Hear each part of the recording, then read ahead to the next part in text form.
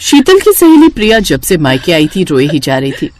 हुआ क्या है पहले बता तो सही। जब से आई हूँ देख रही हूँ तेरा रोना बंद ही नहीं हो रहा। एसी बंद मत कर, चलने दे। देख शीतल बेटा, 2 दिन से 1 मिनट के लिए भी एसी बंद नहीं कर रही। मम्मी कम से कम यहाँ तुम मुझे एसी में बैठने दो। मेरी कमीनी ससुराल में तो कोई मुझे बैठने ही नहीं देता। प्रिया, अचानक तेरी ससुराल से कोई आ जाए और तुझे ऐसा कहता हुआ सुन ले तो बता, जरा सी देर में तेरा रिश्ता टूट जाएगा। तो क्या करूं मम्मी, मुझे गुस्सा आता है। पता भी है शादी के बाद जब से ससुराल गई हूँ मेरे सास ससुर दोनों मेरे ऊपर चढ़े रहते हैं। बहू पंखा बंद करो, फालतू मत चलाओ। बहू एसी अभी चलाने की क्या जरूरत है, अभी तो गर्मी शुरू हुई है। बहू ज्यादा देर मोटर चलाकर नहाओ मत। बहू बार बार फ्रिज मत खोलो। बहू ठंडे पानी की क्या जरूरत है। अरे मैं पागल हो गई हूँ ससुराल में। मेरी पहली गर्मी आफत बनकर आई है। ऐसे घटिया ससुराल वाले मुझे ही मिलने थे। सच में शादी करना तो जुर्म हो गया है। शांत हो जा प्रिया, और ये तूने मेरे से मौसमी और अनार का जूस मंगवाया था, बर्फ डलवा दी है पी ले। और तू इतना गुस्सा क्यों हो रही है? ससुराल भी तो तेरा अपना घर है, तू वहां पर यहाँ की तरह क्यों नहीं रह सकती? सब कहने की बातें है शीतल, ससुराल अपना घर कभी नहीं होता। मैंने तो ये एक्सपीरियंस कर लिया है। हम ससुराल में अपनी मनमर्जी से नहीं रह सकते। तेरी भी शादी के बाद पहली गर्मी है, तू भी ध्यान रखियो। मैं तो फंस गई हूँ, बस तेरी ससुराल सही हो। प्रिया की बात सुनकर शीतल टेंशन में आ गई। कुछ दिनों बाद शीतल की शादी थी। गर्मी का मौसम था। शीतल की शादी मई की भरी गर्मी में हुई थी। शादी के बाद शीतल ससुराल पहुंची तो उसके मन में अभी भी प्रिया वाली बातें चल रही थी। एक दिन, बहू तुम्हारी इस घर में पहली गर्मी है, पर रसोई का काम तो तुम्हें करना ही पड़ेगा। वो क्या है ना, रसोई का पंखा चल नहीं रहा। गर्मी में काम कर लोगी ना? जी माँ जी, मैं कर लूंगी। अरे आपने अभी तक बिजली वाले को नहीं बुलाया, रसोई का पंखा बदलवा लेते। आज तो सोमवार है केत की, कल ही बिजली की दुकानें खुलेंगी। निखिल बेटा, कल बिजली वाले को बुला लाना। ठीक है पापा। मम्मी, हलवाई के सारे बर्तन वापस भिजवाने, और ये कूलर अब जरूरत तो नहीं है ना, वापस भिजवा दें क्या? हाँ, अब तो जरूरत नहीं है, वापस ही भिजवा दो। मेहमान तो सारे जा चुके हैं। आंगन में कूलर की इतनी जरूरत नहीं पड़ती, पंखे में भी आराम से बैठा जाता है। मेरे तो वैसे भी घुटनों में दर्द रहता है, तो मैं तो कूलर की हवा में बैठ ही नहीं पाती। और तुम सब अपने अपने कमरों में रहते हो। निशा नजर नहीं आ रही, कहाँ है वो? उसकी भाभी रसोई में हलवा बना रही है, उसे रसोई में होना चाहिए था। मम्मी, मेरे से रसोई में इतनी गर्मी में खड़ा नहीं हुआ जाएगा। प्लीज, जब आप पंखा लगवा लोगे ना, तब मैं रसोई में खड़ी हो जाऊंगी। अभी आप भाभी को बनाने दो, आप चले जाओ ना भाभी के पास, मैं थोड़ी देर एसी में बैठ रही हूँ। ससुराल में सबकी बातें सुनकर शीतल को घबराहट शुरू हो गई। कमरे में गई तो देखा उसके मोबाइल पर प्रिया की बहुत सारी मिस्ड कॉल आई हुई थी। शीतल ने पलटकर फोन किया। कैसी है शीतल? सोचा तुझसे पूछूं कि तेरा हाल क्या है। ससुराल का पहला दिन कैसा बीत रहा है? गर्मी तो नहीं है ज्यादा? बहुत गर्मी है प्रिया, और तू ठीक कह रही थी, ससुराल हमारा अपना घर कभी नहीं हो सकता। पता है तुझे क्या हुआ? शीतल ने प्रिया को सारी बात बताई।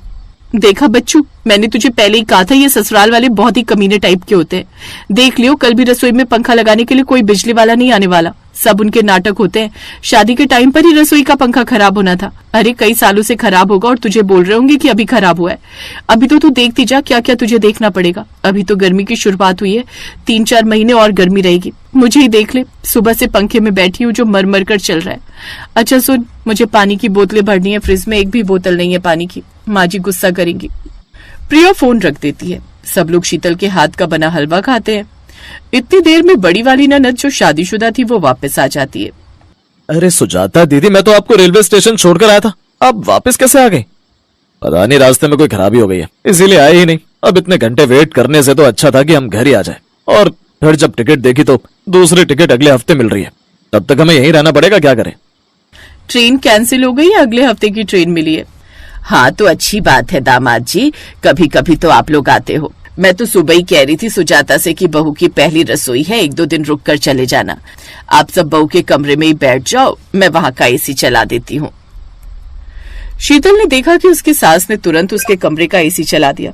बड़ी ननद भी वहीं रहने वाली थी। इस बीच शीतल और निखिल हनीमून पर भी नहीं जा सकते थे। सब नाटक है शीतल, तुझे परेशान करने के लिए। पता है गर्मी है, तेरी ननद ने सोचा होगा शादी के बाद ससुराल जाएगी तो गर्मी में सारे काम करने पड़ेंगे, इसलिए खुद ही टिकट कैंसिल कर दी होगी और कुछ दिनों तक यहाँ रुक गए होंगे। अब देखना, गर्मी में तुझे ही रसोई में खड़ा कर देंगे सारा खाना बनाने के लिए। दोनों नंदों में से एक भी रसोई में नहीं आएगी। तू खुद ही कह रही है ना कि तेरी छोटी ननद ने तो साफ मना कर दिया था कि जब तक पंखा सही नहीं होगा वो नहीं आएगी रसोई में। अब देख पंखा ठीक होता है या नहीं, पहले तो तू यही देखियो। प्रिया तू क्यों डरा रही है, क्या पता ऐसा कुछ ना हो, ये सिर्फ तुम्हारी सोच हो। जरूरी थोड़ी है तुम्हारे साथ जो हो रहा है वो मेरे साथ भी हो। अभी तक तो यही हो रहा है, बाकी आगे देख क्या होता है। भरी गर्मी के दिन और घर में मेहमानों की उपस्थिति शीतल को परेशान कर रही थी। वो रसोई में लगी हुई थी पर अभी तक पंखा चालू नहीं हुआ था। शीतल बहुत टेस्टी आलू के पराठे बनाए, मजा आ गया। सुनो आप और लोगे क्या? नहीं बस मेरा तो हो गया शीतल, पराठे बहुत टेस्टी बने थे। शीतल भाभी गर्मी में हमने परेशान कर दिया ना आपको, हमारी वजह से रसोई में लगना पड़ गया, वरना आप लोग तो घूमने जा रहे थे। नहीं नहीं दीदी ऐसी कोई बात नहीं है, मुझे तो रसोई में काम करना अच्छा लगता है। आप कुछ और लोगे? नहीं नहीं नहीं बस अब तुम बैठो, मैं बना देती हूँ, निखिल और तुम एक साथ खा लो। अरे नहीं दीदी मैं बना लूंगी। ऐसे कैसे बना लोगी, बैठो तुम। निखिल आओ तुम भी शीतल के साथ नाश्ता कर लो। शीतल की बड़ी ननद रसोई में पराठे बनाने के लिए गई तो हैरान रह गई। मम्मी रसोई का पंखा नहीं चल रहा? बोला तो है इन लोगों को कि बिजली वाले को बुला लो, ये लोग सुनते ही कहाँ हैं। हाँ बस अभी जा रहा हूँ। मम्मी मैं सबसे बहुत नाराज हूँ। अरे नई नवेली बहू को अपने आते से इतनी गर्मी में रसोई में लगा दिया। नहीं नहीं अभी बुलाते हैं बिजली वाले को, चाहे कुछ भी हो जाए आज रसोई का पंखा ठीक हो जाना चाहिए। उसी टाइम बिजली वाला आया और रसोई का नया पंखा भी बदल कर गया और एग्जॉस्ट फैन भी ठीक कर गया। शीतल सब कुछ देख रही थी। उसी रात शीतल के कमरे का एसी खराब हो गया। देखा तेरे कमरे का एसी खराब हो गया, अब ये लोग तुझे गर्मी में सोने के लिए कहेंगे। इनके लिए तो अच्छा है बिजली का बिल बचेगा, कुछ दिन तक तो एसी ठीक नहीं करवाएंगे। पर प्रिया रसोई का पंखा और एग्जॉस्ट फैन तो ठीक करवा ही दिया है ना। अरे तो जरा सा पंखा ठीक करवाने में क्या जाता है, वो लोग भी तो रसोई को इस्तेमाल करती हैं इसलिए ठीक करवा दिया होगा। तू समझती नहीं है, बहुत सीधी है। ननद से रसोई में खड़ा नहीं हुआ जाएगा इसीलिए वो पीछे पड़ी थी कि ठीक करवाओ पंखा। प्रिया मैं तुझे बाद में फोन करती हूँ, सुजाता दीदी आई है। भाभी आप टेंशन मत लो, आपको गर्मी में नहीं सोना पड़ेगा। जल्दी से रेडी हो जाओ, हम आपको और निखिल को एक होटल में नाइट स्टे के लिए भेज रहे हैं। आपके पीछे से कल हम आपका एसी ठीक करवा देंगे। हमारी वजह से आप हनीमून पर नहीं गए तो मैंने और आपके जीजू ने सोचा कि आपको अपनी तरफ से यही गिफ्ट दे देते। ठीक है अब आप जल्दी से तैयार हो जाओ, निखिल को मैंने बता दिया है। आराम से अच्छे से दोनों एक साथ टाइम स्पेंड करना और घर की चिंता बिल्कुल छोड़ दो। मैं कितनी गलत थी, प्रिया ने सचमुच मेरा दिमाग खराब कर दिया था। इतने प्यारे मेरे ससुराल वाले हैं और उनके लिए मैं क्या क्या गलत सोच बना बैठी थी। अच्छे से झाड़ लगाऊंगी प्रिया की, सुननी ही नहीं उसकी बात मैंने। शीतल प्रिया को बहुत डांट लगाती है। प्रिया के कारण शीतल के अपनी ससुराल वालों के साथ रिश्ते खराब हो जाने थे अगर शीतल सही समय पर अपने आप को ना रोकती। शीतल की फैमिली बहुत अच्छी थी, सब उसकी बहुत केयर करते थे, इसीलिए शीतल ने भी अपने ससुराल वालों के साथ मिलजुल कर रहना शुरू कर दिया और प्रिया की फालतू बातों को नजरअंदाज किया।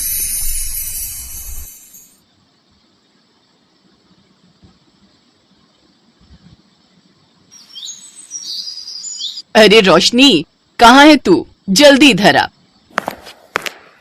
जी माँ जी क्या हुआ? अरे ऐसी खबर सुनाऊंगी कि तू खुश हो जाएगी। अच्छा तो जल्दी सुनाइए ना। तू मामी बनने वाली है, मामी। अरे वाह, मतलब कुशा दीदी? हाँ कुशा पेट से है।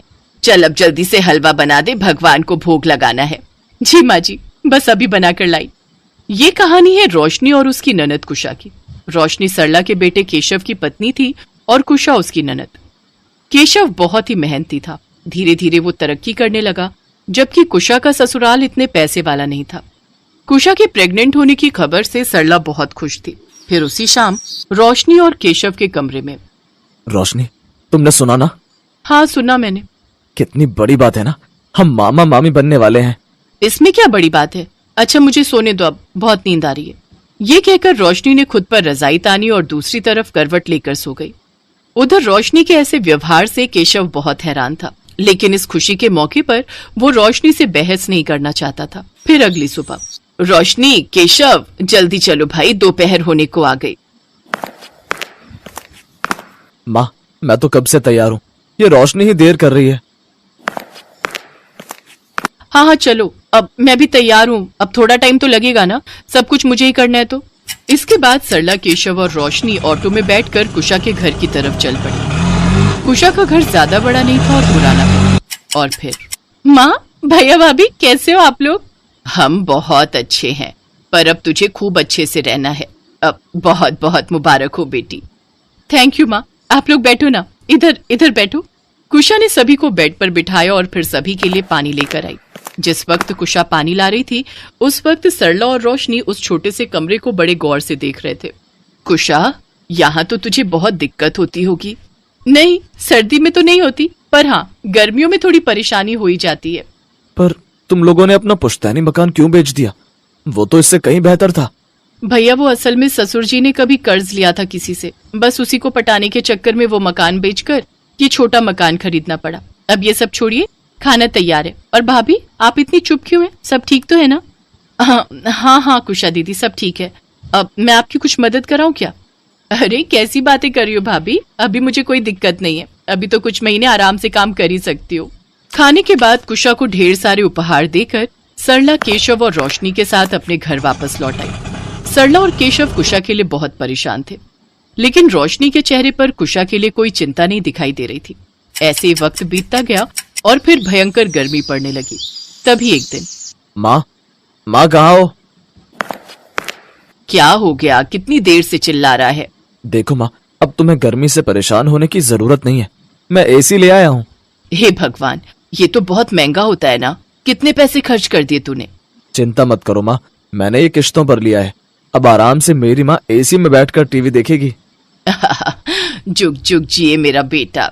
भयंकर गर्मी में एसी के आने से रोशनी और सरला को बहुत सुकून मिला। तभी सरला को फोन पर खबर मिली कि कुशा को बेटा हुआ है, और ये सुनकर सरला की खुशी का ठिकाना नहीं रहा। हे भगवान, तेरा बहुत बहुत धन्यवाद। अब बस मुझे उस दिन का इंतजार है जब लल्ला थोड़ा बड़ा हो जाए और उसे लेकर कुशा यहाँ आ जाएगी, है ना रोशनी? हाँ हाँ हाँ माँ जी। ऐसे ही 15 दिन और बीत गए। फिर रोशनी ने केशव को फोन किया। आप कहाँ हैं? मेरा पैर टूट गया, मुझे प्लास्टर चढ़ा है। हैं? कैसे? कब? कहाँ? तुम हो कहाँ? मैं सिटी अस्पताल में हूँ, जल्दी आ जाइए। मैं फौरन आ रहा हूँ। पर ये सब हुआ कैसे? वो मैं बाजार आई थी तो एक कार ने मुझे टक्कर मार दी और मेरा एक पैर टूट गया। आप जल्दी आ जाओ बस। केशव अस्पताल पहुंचा तो देखा रोशनी अस्पताल के बाहर ही खड़ी हुई थी और उसके एक पैर में प्लास्टर चढ़ा हुआ था।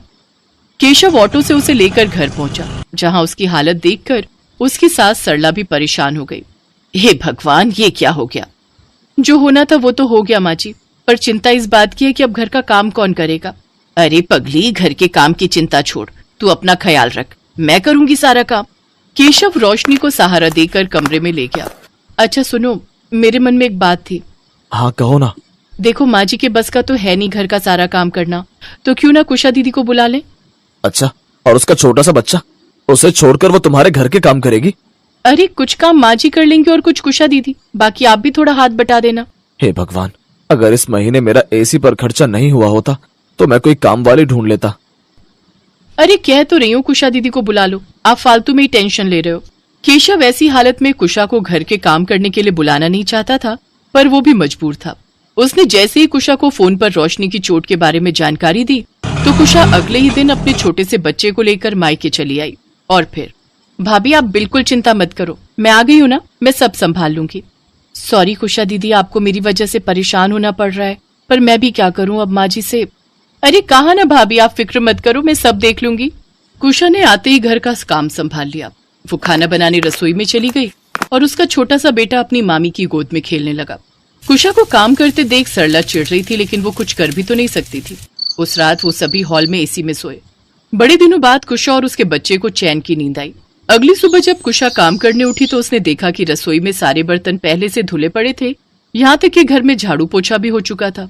और ये देखकर, माँ जब सारा काम आपको ही करना था तो मुझे क्यों बुलाया है? पर मैं तो अभी मंदिर से आई हूँ, तो फिर ये सारा काम किसने किया? सरला और कुशा समझ नहीं पा रहे थे, पर हर सुबह उनके उठने से पहले घर का सारा काम हो जाता था।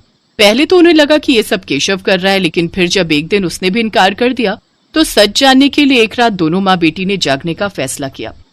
रात में करीब 3 बजे उन्होंने देखा कि रोशनी चुपचाप अपने बिस्तर से उठी और फिर धीरे से अपना नकली प्लास्टर निकालकर एक तरफ रख दिया और फिर बड़ी फुर्ती से घर का सारा काम करने लगी। और फिर, ये क्या है भाभी, आपको ये नकली प्लास्टर चढ़वाने की क्या जरूरत थी? जरूरत थी कुशा दीदी, मैं मामी हूँ इस बच्चे की। देखो, जब ये यहाँ आया था तो कितनी घमौरियां थी इसकी पीठ पर, और मुझे पता है आपके ससुराल में ना तो आप आराम से थी और ना ही हमारा भांजा, लेकिन इनके और माँ जी के बुलाने पर आप मायके आ ही नहीं रही थी, शायद यही सोचकर कि आपकी वजह से हमें कोई दिक्कत ना हो। अरे मामा मामी तो क्या नहीं करते अपने भांजे के लिए, और फिर मैंने तो आपको यहाँ बुलाने के लिए बस ये छोटा सा ड्रामा किया।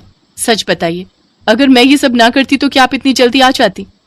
चलो, अब जब सबको सब कुछ पता चली गया है तो फिर ये बताओ, नींबू पानी पियोगे या मैंगो शेक? रोशनी की समझदारी देखकर कुशा और सरला ने उसे गले से लगा लिया और पास ही खड़ा केशव अपनी आंखों में आए पानी को सबसे छुपाने की कोशिश करने लगा। स्टोरी पसंद आई होगी तो वीडियो को लाइक कीजिएगा। ऐसे और भी मज़ेदार कहानी सुनने के लिए चैनल को सब्सक्राइब कीजिएगा, शेयर कीजिएगा। थैंक यू फॉर वॉचिंग बचपन टाइम।